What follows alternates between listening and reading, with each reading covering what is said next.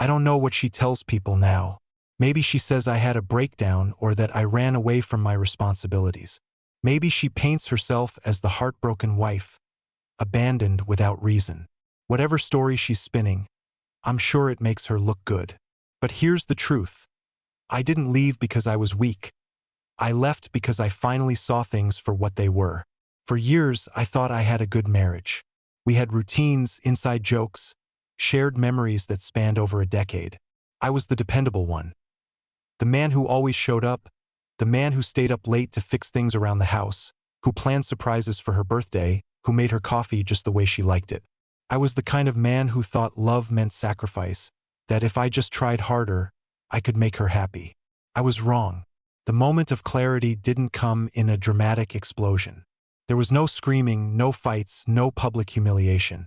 It came in the form of a quiet, unshakable realization. I was the only one who cared. She didn't have to say it outright. I saw it in the way she looked at me, like I was a piece of old furniture in the house, useful but unremarkable. I heard it in the way her voice changed when she spoke to others, the laughter and warmth she never used with me. I felt it in the way she turned away at night, like even the weight of my presence was too much for her.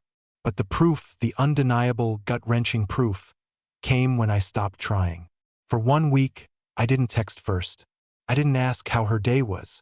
I didn't go out of my way to fix things or plan small surprises. And she didn't even notice. She was too busy, too distracted, too engaged in something or someone else. That was the week I started making my plan. Not for revenge, not to make a scene, just to leave. Because a man should never have to beg for the bare minimum.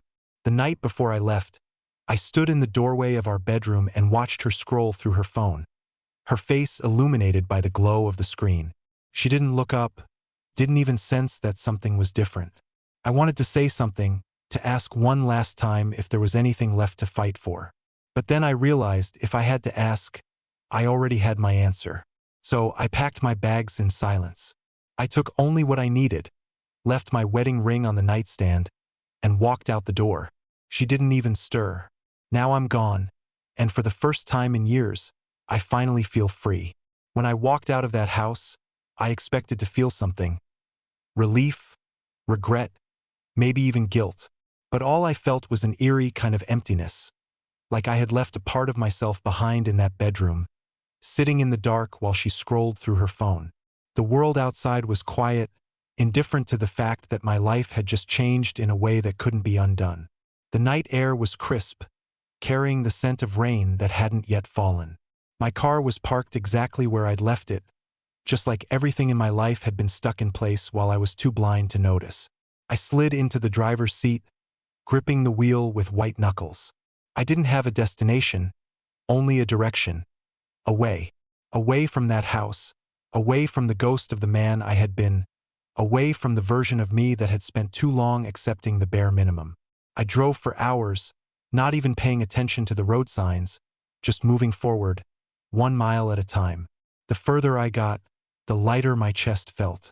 No texts, no calls, not even a single missed notification from her. I hadn't expected her to notice immediately. She barely acknowledged me when I was there, so why would she now? But deep down, a small, foolish part of me had hoped. Not that she would chase me, not that she would beg me to come back, but that she would at least care enough to realize I was gone. I booked a room at a motel just off the highway, one of those places with flickering neon signs and a lobby that smelled like stale coffee and lost dreams. The man at the front desk barely glanced at me as I handed over my ID, as if he had seen 1,000 men like me before. Tired, broken, running from something they didn't want to name. The room was as unremarkable as I felt. Beige walls, an old television with a remote missing half its buttons, and a bed that sagged in the middle. I sat on the edge of it, staring at the wall, my bag still at my feet, unopened. I could have slept, but instead, I just sat there, feeling the weight of everything settle into my bones.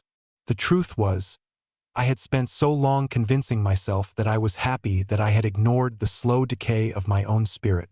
It wasn't just about the late nights or the missing warmth. It was about the fact that I had spent years in a marriage where I was nothing more than a placeholder. And now I had erased myself from the equation.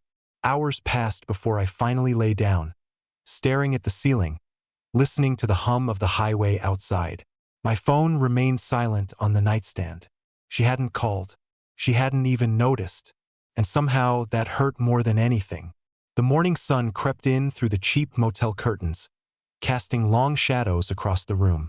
I hadn't really slept, just drifted in and out, my mind replaying moments of my marriage like an old film reel. The quiet, distant way she had spoken to me over the last year, the way her phone became more important than our conversations, the excuses that stacked up like bricks in a wall I didn't even realize was closing me out. I reached for my phone out of habit, but it was just as I had left it. Silent, untouched. No missed calls, no messages, no frantic texts asking where I was. No concern in the middle of the night. If she had woken up and found me gone, she hadn't cared enough to reach out. Maybe she thought I was still in the house somewhere, just another forgotten part of the furniture. I should have expected it. After all, she had been losing interest in me long before I left. But there was something about seeing that blank screen, about the absolute nothingness, that made it real. I pushed myself up from the bed, feeling the stiffness in my back from sleeping in an unfamiliar place. I needed coffee, something to shake off the feeling that I was a ghost, someone who had disappeared from her world without so much as a ripple. I grabbed my keys, my wallet, and headed out, the motel door creaking as I stepped into the morning chill. The small diner across the street had the kind of charm that only came from decades of serving truckers and travelers looking for a break from the road. The bell above the door jingled as I walked in, and the woman behind the counter, probably in her late 50s, gave me a once-over before pouring a fresh cup of coffee without asking. "You look like you need it," she said, sliding the cup toward me. I managed a tired smile. "That obvious?" She chuckled, wiping her hands on a towel. "Honey, I've worked here long enough to know when someone's running from something or someone." I hesitated, fingers tightening around the warm ceramic mug. The thought of saying it out loud felt too raw, too soon. Instead, I took a sip, the bitterness grounding me for a moment. "I'm just passing through," I said finally. She gave me a knowing look but didn't press.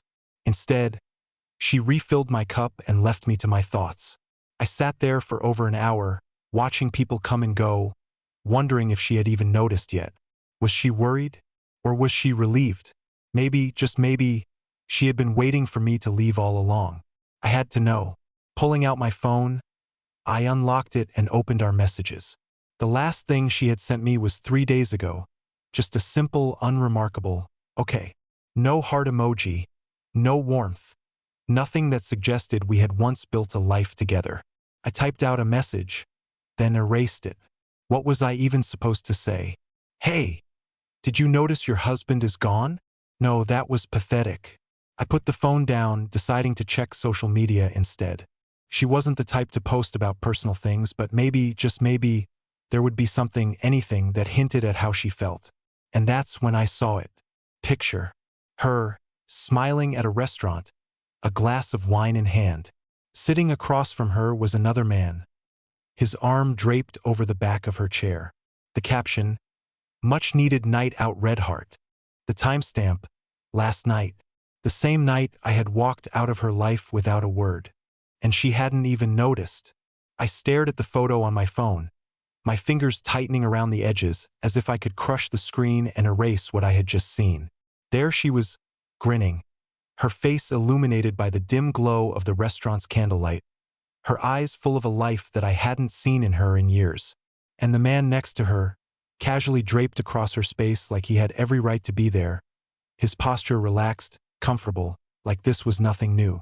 I wanted to believe it was just a friend, a coworker, someone she happened to run into. But the intimacy in the way she leaned toward him, the soft curl of her fingers around the stem of the wine glass, told me everything I needed to know. This wasn't a spur-of-the-moment dinner. This wasn't someone she had just met. This was someone who had already taken my place.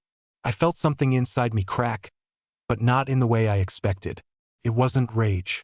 It wasn't even heartbreak. It was the cold realization that I had been fooling myself for longer than I cared to admit. She had moved on long before I ever packed my bags. I flagged down the waitress, tossing a few bills on the counter before stepping outside. The morning had stretched into a bright, crisp afternoon, but everything felt dim, muted. My mind buzzed with questions, all of them pointless now. Had she been waiting for me to leave? Had she noticed and just not cared? Or was this the final push she needed? A weight lifted off her shoulders now that I had taken myself out of the equation. I didn't know where to go next.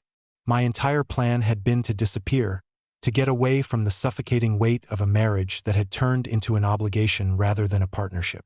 But standing there, phone in hand, staring at undeniable proof that I had been living in a lie, I realized something. I had no idea who I was without her. I spent years making sure she was happy, bending over backward to be the man she wanted, shaping myself around her needs, her moods, her ever-changing desires.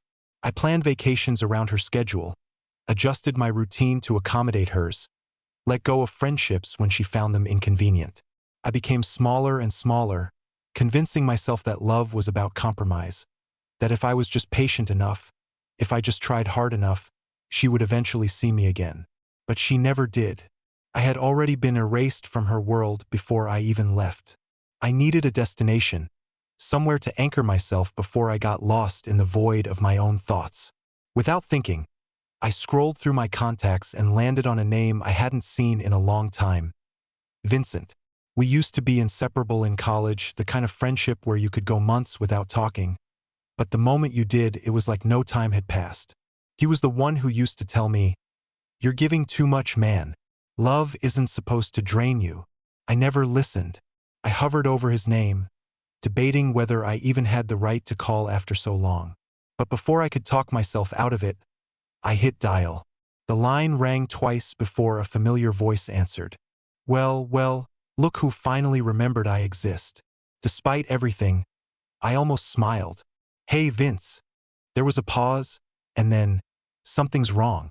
I can hear it." I exhaled, running a hand through my hair. "I left."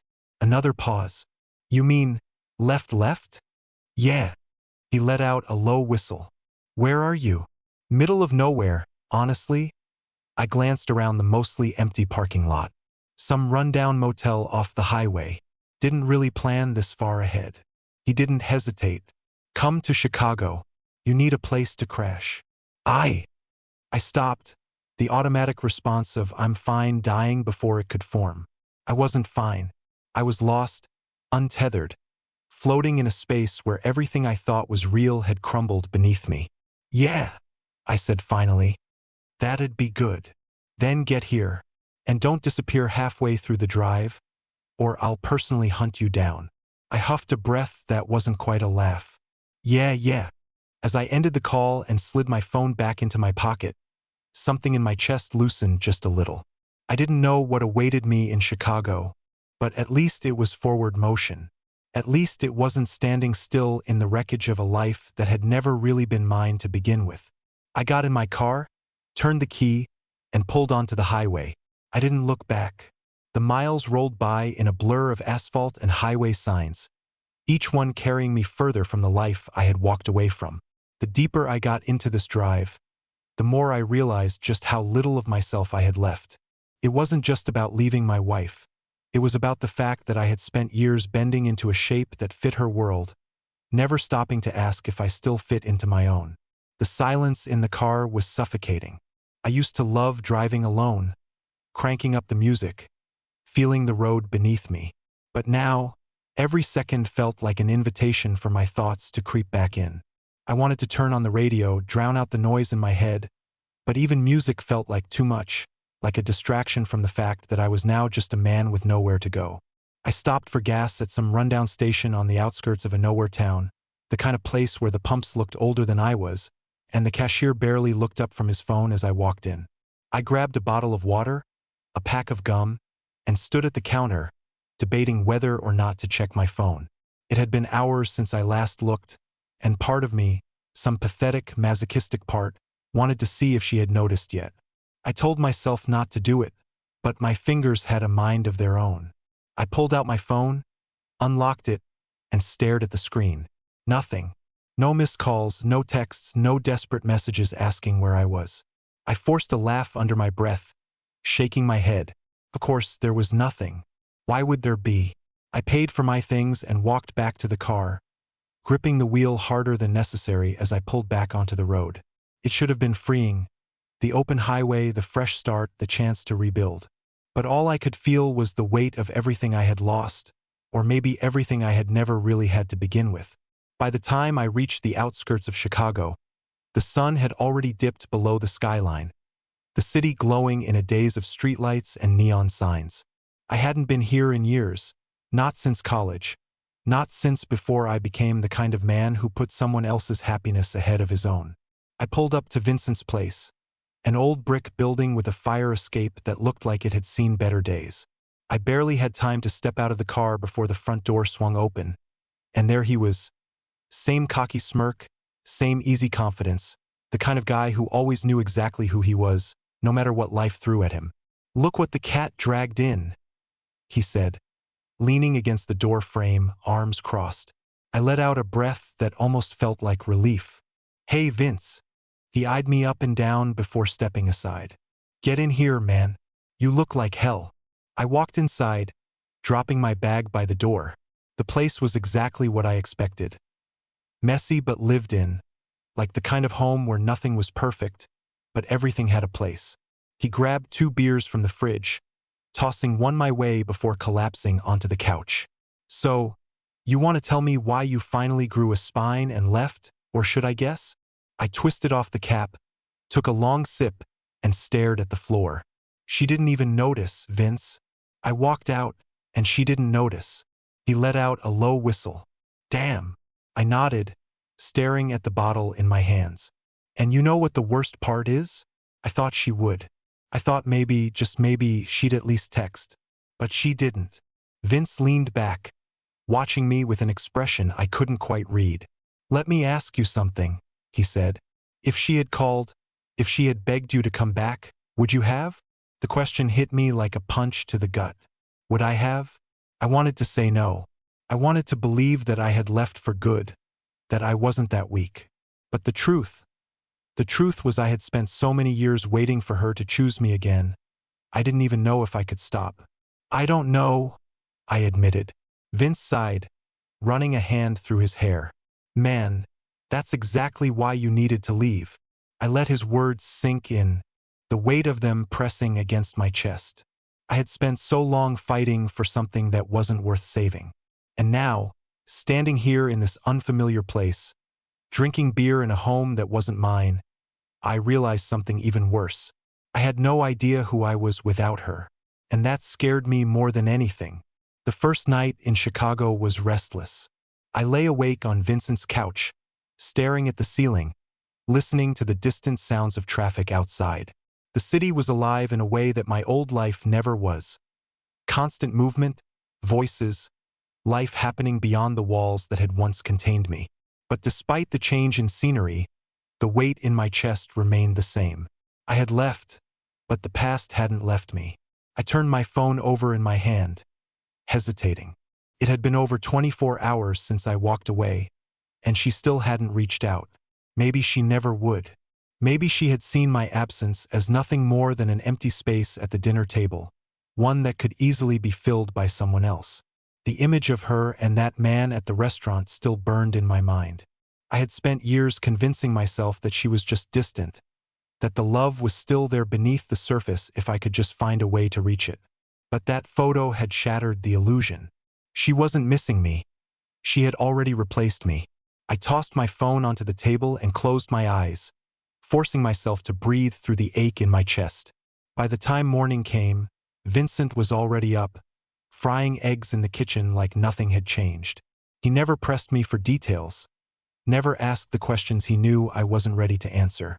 Instead, he handed me a plate and nodded toward the tiny balcony outside his apartment. "Eat," he said. "Then you're coming with me." I didn't argue.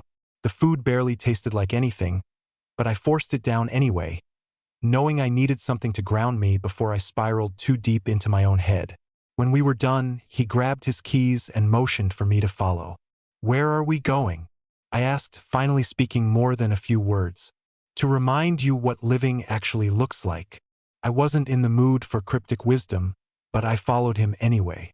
We ended up at a small boxing gym tucked away in an old brick building, the kind of place that smelled like sweat and old leather. The moment we stepped inside, the sounds of punching bags and heavy breathing filled the air. Vince turned to me. "You need to hit something." I raised an eyebrow. "Excuse me?" He smirked. "No offense, man, but you look like a guy who's been swallowing his emotions for years, and that's not healthy. You need an outlet. So, you're gonna throw some punches until you stop looking like a kicked puppy." I wanted to argue, to say I didn't need this, but the truth was, maybe I did. Vince handed me a pair of gloves, and before I knew it, I was standing in front of a heavy bag, my fists clenched, my body unsure of what to do. "Just hit it," he said, leaning against the ropes of the nearest ring. "Doesn't have to be pretty. Just get it out." I hesitated. I had never been a fighter, never been the kind of guy who needed to hit things to feel better. But there was something about the solid weight of the bag in front of me that made me want to try. So I did. The first punch was weak, barely making a sound against the leather. The second was stronger, and by the third, something in me snapped. I wasn't thinking about form, about technique. I was thinking about the years I had spent making myself smaller for someone who never saw me. The late nights waiting up for her while she was out working late. The times I bit my tongue when she dismissed me like I was nothing. The way she had moved on so effortlessly while I was left trying to pick up the broken pieces of a life that never really belonged to me. I hit the bag again and again and again. By the time I stopped, my arms ached, my breath was ragged, and sweat dripped down my back. But for the first time in a long time, I felt something other than emptiness. Vince clapped a hand on my shoulder. "Feel better?" I wiped my face with the back of my glove, exhaling hard. "Yeah," I admitted. "Yeah, I think I do." He grinned. "Good. Now let's go get some real food. You look like you haven't eaten in days." I followed him out of the gym, something lighter in my chest. Maybe I was still lost. Maybe I still didn't know who I was without her. But for the first time in a long time, I felt like I was starting to find out. I hadn't realized how much of myself I had buried over the years until I started digging through the wreckage. The boxing gym was just the first step. That night, Vincent dragged me to a bar on the north side of the city, one of those places with dim lights, a pool table in the back, and the kind of people who didn't care about your past as long as you could hold a conversation. I wasn't much in the mood for drinking, but Vince insisted. "You need to be around people," he said, slapping a beer into my hand. "Not the kind who make you feel like a damn ghost." He wasn't wrong. For years, I had spent my time orbiting around one person, adjusting my entire life to match hers, making sure I was convenient, easy, unobtrusive. I had let friendships fade, had stopped going out, had made my world so small that by the time she was done with me, I barely existed outside of her shadow. And now, here I was, a man unmoored, sitting in a bar that smelled like old whiskey and good stories, listening to the hum of strangers talking about lives I had no part in. Vince leaned against the counter, taking a slow sip of his drink before giving me a side glance. "So, tell me, what's the plan?" I frowned. "Plan?" He smirked.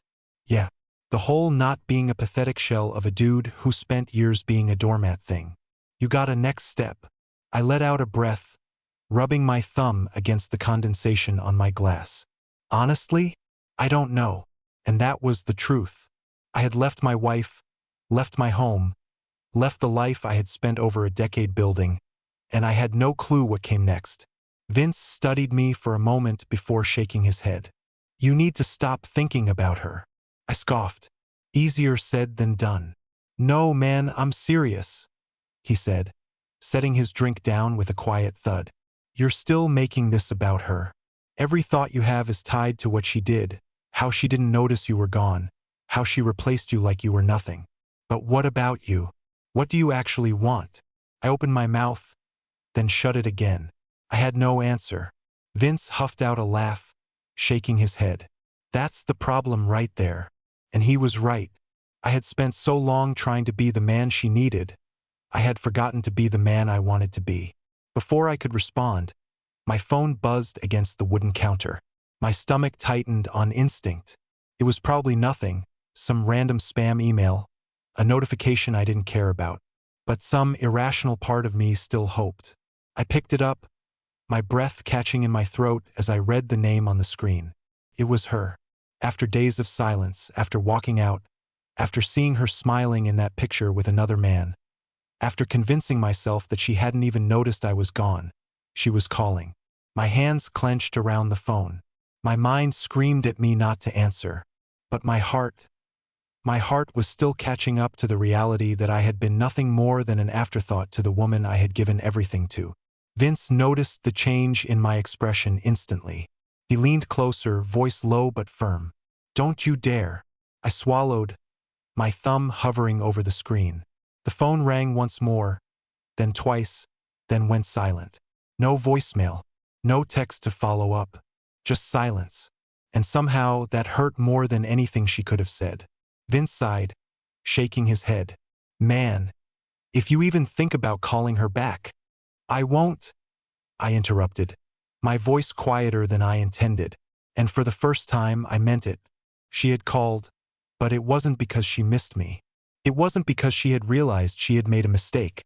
It was probably just a moment of curiosity, a fleeting thought she had while sitting next to another man, wondering why I had finally stopped chasing her. I set my phone down and turned back to Vince, lifting my glass. "So, tell me, what the hell am I supposed to do now?" A slow grin spread across his face. "Now? Now we start figuring out who the hell you actually are."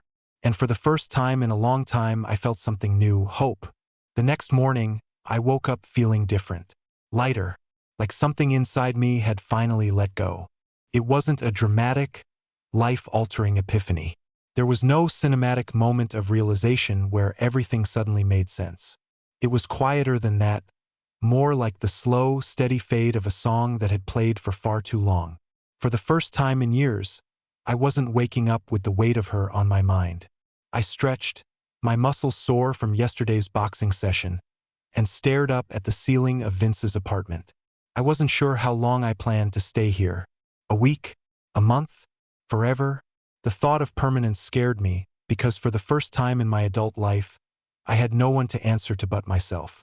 Vince was already in the kitchen, brewing coffee and flipping through his phone. He barely glanced up as I walked in. "You look like you actually slept." I nodded, rubbing a hand over my face. "I think I did." He smirked. "It's amazing what happens when you stop carrying dead weight." I rolled my eyes but didn't argue. He wasn't wrong. We sat in silence for a while, drinking our coffee. I should have felt anxious. I had no job lined up, no real plan, no idea what I was doing next. But for the first time, that uncertainty didn't terrify me. It excited me. My phone buzzed on the table. I hesitated before picking it up. A text from her. "Where are you?" Just 3 words. No emotion. No panic. Just a casual question, as if I had simply stepped out for a walk and forgotten to tell her. I stared at the screen for a long time, not because I didn't know what to say, but because I finally understood that I didn't have to say anything at all. I put the phone down and turned it over, screen down. She could look for me all she wanted, but I wasn't lost. Not anymore. I picked up my coffee, leaned back in my chair, and smiled. For the first time in years, I was finally free.